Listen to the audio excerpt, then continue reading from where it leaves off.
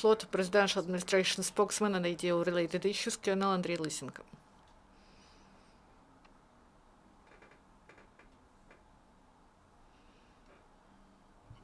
Good afternoon, dear colleagues. Now the information about events that happened in the ATO area during the last 24 hours. In Lugansk area, the situation considerably improved. During the last 24 hours, 2 enemy shellings were delivered in Popasnyansky region.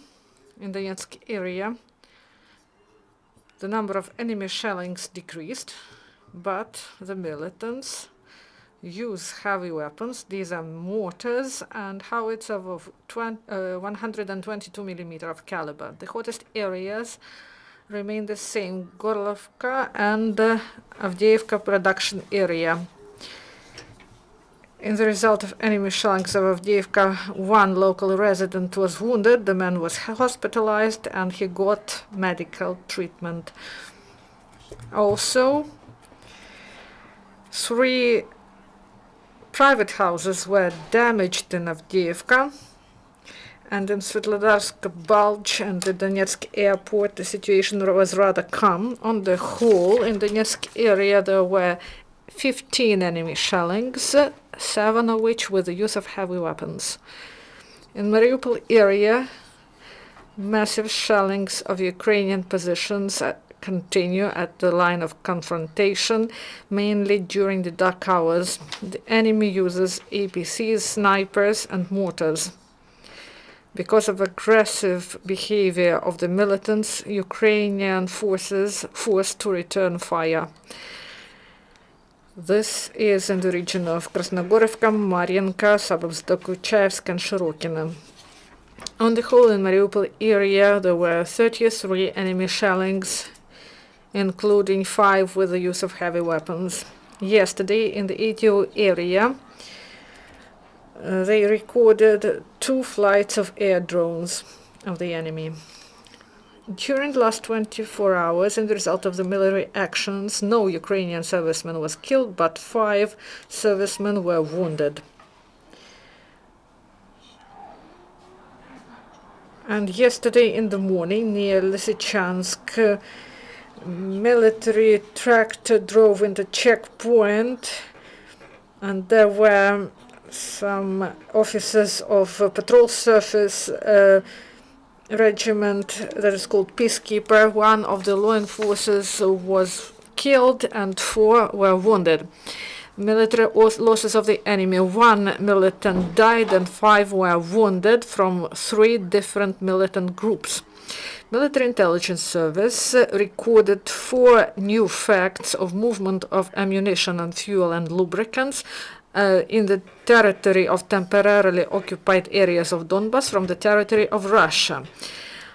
4 railway cars were brought to Krasnodon railway station. These were 160 tons of ammunition and 2 tanks with fuel, 100 tons. Law enforcement detained the militant. He is 19-year-old guy. When he was underage boy, when the city was occupied in June 2014, he joined DPR militants. The main task he carried out was to identify pro-Ukrainian people, and he joined the militants and he supported the ideas of Russian peace, and he didn't get any remuneration for this.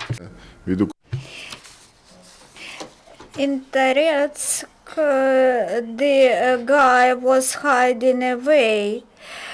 Quite to the contrary, the other militant in Liman handed himself over to the police. The 29-year-old militant addressed the law enforcement officers when he got to know about the program of voluntary return to peaceful life. The policeman found that the militant during occupation had a machine gun, and he guarded the city's administration in Liman. When the city was liberated from illegal military formation, he was offered to continue his military service in the illegal formation, but he rejected the offer and fled to Russia.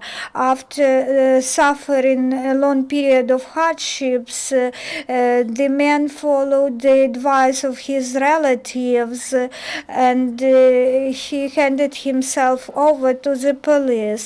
Yesterday, the court released him from criminal responsibility. The National Guard artilleryman performed firing exercises at Stare firing ground near Kiev. The final stage of exercises for the National Guard artillerymen, which the training was conducted for 2.5 months. Ukrainian military men continues to help civilians to save their movable and possible scenes from hostile shenanigans. The officers of Civil Military Cooperation Group work in Mariupol sector evacuating people who live near the front line. Before the evacuation, the military men examine the flats and houses for any signs of mines and unexploded ordnance. After that, the scenes are loaded on the cars and lorries, and the owners meet the lorries at the safe area. The civilians are thankful to the military men for saving their property. And the final message is that yesterday 12 lorries passed the checkpost of Novotроицk. They brought over 270 tons of food from charitable organizations to the residents of occupied territories. The question, Maxim Bratushak, 5th channel, can you give more precise information about the wounded persons? We have 5 persons injured, 1 in Novoselivka and 4 military men near Avdiivka. About the militants wounded and killed, we don't have precise information. Maybe there are more injured militants, but we use only the information which has been proved. Are there any more questions? No, there are no questions. Thank you. That's the end of the briefing.